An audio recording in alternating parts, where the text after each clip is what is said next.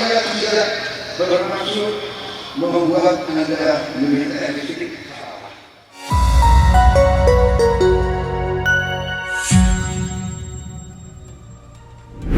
Nama asli dan julukan adalah sisi lain yang tak terelakkan pada diri para presiden Indonesia.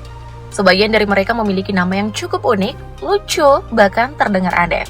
Lalu julukan yang tersemat pada diri mereka adalah representasi dari kerja-kerja mereka selama memimpin Indonesia sebagai negara besar di dunia. Nah, berikut ini kami sajikan kisah nama asli dan julukan 8 presiden Indonesia.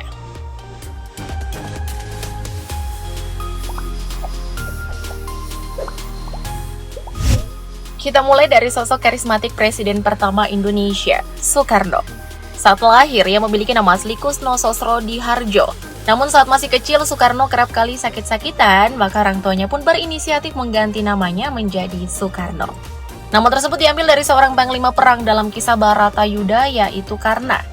Nah, nama Karna menjadi Karno karena dalam bahasa Jawa, fonem A berubah menjadi O, sementara awalan Su memiliki arti baik. Kemudian pada masa kemerdekaan, orang-orang lebih mengenal Soekarno sebagai Bung Karno. Tak banyak orang yang memanggil Bung Karno dengan nama aslinya kala ia menjabat presiden.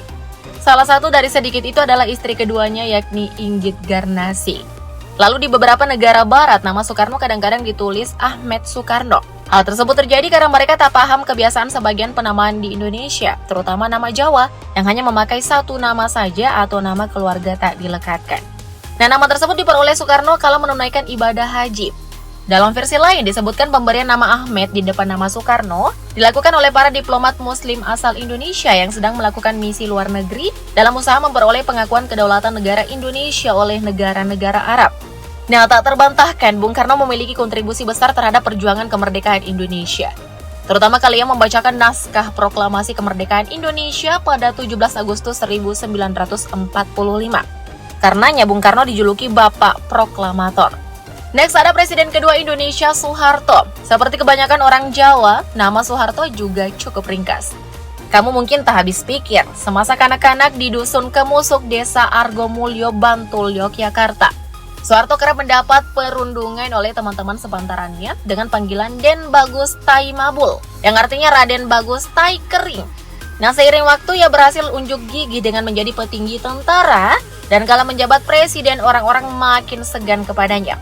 Orang-orang dekat Soeharto kerap menyapanya Pak Harto. Setelah berusia lanjut, Pak Harto sendiri menambahkan kata Muhammad pada namanya, sehingga menjadi Muhammad Soeharto. Terlepas dari banyak kontroversi atas tindak tanduknya di masa pemerintahannya, Soeharto dijuluki Bapak Pembangunan karena selama menjabat presiden, ia fokus pada program-program pembangunan ekonomi. Termasuk program Repelita atau Rencana Pembangunan 5 tahun yang menciptakan landasan pembangunan bagi negara.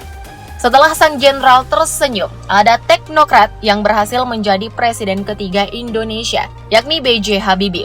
Nah, Pak Habibie, sapaan akrabnya terlahir dengan nama Baharudin Yusuf Habibie. Di masa muda, ia memiliki nama panggilan yang unik, yakni Rudi.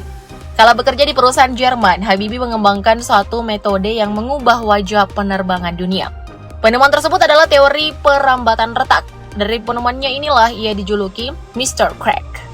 Nah, bagi yang belum tahu, julukan tersebut diberikan karena kemampuannya dalam menghitung crack propagation on random. Teorinya yang detail sampai ke tingkat atom membuat pesawat lebih aman, mengurangi kegagalan, dan mempermudah maintenance. Karena kehebatannya dalam mengembangkan teknologi pesawat, Habibie pun dijuluki sebagai Bapak Teknologi. Berikutnya Presiden keempat Indonesia, Abdurrahman Wahid. Ia kerap dipanggil Gus Dur. Nah, Gus Dur berasal dari gelar Gus, sebuah kehormatan umum untuk putra kiai, dan kependekan dari Bagus dalam bahasa Jawa, khususnya Jawa Timur dan Jawa Tengah. Dan Dur merupakan kependekan dari namanya Abdurrahman. Pada awalnya Gus Dur dilahirkan dengan nama Abdurrahman Ad-Dakil, yang diambil dari nama Abdurrahman I. Amir Umayyah di Cordoba yang bergelar Ad-Dakil, sang penakluk. Karena Ad-Dakil dianggap tak begitu dikenal, maka diganti dengan nama Abdurrahman Wahid. Semasa menjabat presiden, Gus Dur sangat diakui berperan dalam mendorong toleransi dan kerukunan antar umat beragama di tanah air. Salah satu manuvernya yang sangat populer soal toleransi adalah penetapan Imlek sebagai hari libur nasional di Indonesia pada 9 April 2001. Keputusan yang dilakukan oleh Gus Dur ini dipandang sebagai langkah revolusioner, mengingat kala Orde Baru perayaan Imlek di tempat-tempat umum sangat dilarang. Karena itu tak mengejutkan bila Gus Dur dijuluki sebagai Bapak Pluralisme. Pantas banget ya disematkan pada dirinya. Melangkah ke presiden kelima Indonesia. Seorang perempuan bernama Megawati Soekarno Putri. Nah, Megawati atau Ibu Mega terlahir dengan nama lengkap, Dia Permata Megawati Setiawati Soekarno Putri. Ia anak kedua Soekarno bersama Fatmawati dari 5 bersaudara. Kalau masih muda, Megawati kerap dipanggil dengan nama Adis atau Ega. Selama di istana, Megawati dikenal sebagai anak yang lincah. Ia biasa bermain sepak bola, memanjat pohon, dan memetik buah bersama kakak sulungnya, Guntur Soekarno Putra. Megawati juga kerap bermain petak umpet bersama Mutia Hatta, putri Bung Hatta sang proklamator, wakil Presiden Soekarno. Mereka memang sepantaran. Nah, kalau terpilih sebagai presiden, Ibu Mega pun mempunyai peranan penting dalam memperkenalkan sistem pemilihan presiden langsung dan wakil presiden, sekaligus pemilihan anggota legislatif pada rakyat Indonesia. Upayanya dalam memperkuat prinsip konstitusi Indonesia merupakan alasan dibalik julukannya sebagai Ibu Penegak Konstitusi. Lalu ada Presiden ke-6 Indonesia Susilo Bambang Yudhoyono. Nah, panggilan masa kecil sang presiden yang akrab disapa Pak SBY ini adalah Sus. Begitulah orang tua dan teman-teman masa kecilnya memanggilnya. Sewaktu melakoni pendidikan militer, nama yang akrab diterima Pak SBY pun lain lagi. Bukan Silo, bukan Bambang, dan bukan juga Yudhoyono, melainkan dipanggil Jerapah oleh rekan-rekannya. Panggilan tersebut sebagai dasar dari tubuh Pak SBY yang dilihat tinggi dan jangkung. Kalau terpilih dan menjalani kerja-kerja sebagai presiden selama 10 tahun atau 2 periode, Pak SBY pun dijuluki sebagai Bapak Perdamaian. Hal tersebut tak lepas dari upayanya secara aktif terlibat dalam perdamaian, baik tingkat nasional maupun di tingkat internasional. Bukti konkretnya adalah perjanjian perdamaian Aceh dan pembentukan Pusat Perdamaian dan Keamanan yang dikenal sebagai Indonesia Peace and Security Center.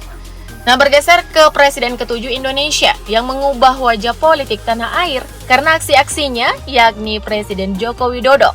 Ia terlahir dan besar di tepi sungai daerah Kumuh di Surakarta, Jawa Tengah dengan nama asli Mulyono. Nah, nama tersebut mengandung arti dalam bahasa Indonesia adalah mulia. Namun nama ini kemudian diganti menjadi Joko Widodo karena dianggap sebagai penyebab ia sering sakit-sakitan semasa kecil. Widodo sendiri memiliki arti sejahtera dan selalu sehat. Saat dewasa dan menjadi pengusaha, rekan bisnisnya seorang pengusaha asal Prancis memberi nama panggilan Jokowi. Pada mulanya nama tersebut hanya untuk membedakan nama Joko di antara sekian banyak rekanan bisnis sang pengusaha asal negeri Menara Eiffel tersebut. Ternyata nama tersebut terus melekat pada diri sang presiden ke-7 hingga hari ini. Nah, selama menjabat sebagai presiden 2 periode atau 10 tahun lamanya, Pak Jokowi terkenal atas usahanya membangun banyak infrastruktur. Bahkan infrastruktur yang mangkrak dan tak selesai di periode presiden sebelumnya, ia rampungkan. Di samping itu banyak infrastruktur yang dibangun di era Pak Jokowi tak lagi Jawa sentris, tetapi menyasar daerah-daerah terpencil di luar Pulau Jawa. Atas dedikasinya ia pun dijuluki sebagai Bapak Infrastruktur. Terakhir ada Presiden ke-8 Indonesia yang baru saja menjabat, yakni Prabowo Subianto. Ia terlahir dengan nama lengkap Prabowo Subianto Djoyo Hadikusumo. Semasa kecil, hidup Pak Prabowo kerap kali pindah-pindah, sebab ayahnya ekonom terkemuka Indonesia di era Orde Baru, Sumitro Djoyo Hadikusumo, tak begitu bersepakat dengan Orde Lama. Nah, semasa kecil Pak Prabowo akrab disapa Bowo. Karena itu, jika disapa dengan panggilan tersebut, maka orang itu pasti sangat akrab dengan dirinya. Lalu pada awal berkarir di dunia tentara, Pak Prabowo kerap kali dipanggil dengan sebutan Kancil oleh rekan-rekannya. Julukan atas dirinya yang cerdik, mampu bersiasat, dan mempunyai pemikiran cemerlang. Meski mendapat julukan seperti itu, Pak Prabowo pun dikenal sebagai prajurit yang sangat pemberani. Tak mengejutkan, selain sering dipanggil Kancil, Pak Prabowo pun kerap kali dipanggil Pandu. Kala berpangkat kapten dan menjadi wakil komandan Satuan Anti Teror 81 Kopassus, Pak Prabowo diberi nama kode 08. Kode ini terus melekat hingga hari ini. Orang-orang dekatnya masih banyak yang menyapanya dengan 08. Pak Prabowo juga sepertinya sudah santai menyambut panggilan tersebut. Terlebih lagi angka ini sesuai dengan situasi terkini di mana Pak Prabowo merupakan Presiden ke-8 Indonesia. Gimana nih menurutmu julukan yang disematkan pada diri para presiden Indonesia? Cocok nggak? Komen di bawah ya. Think of that lovers!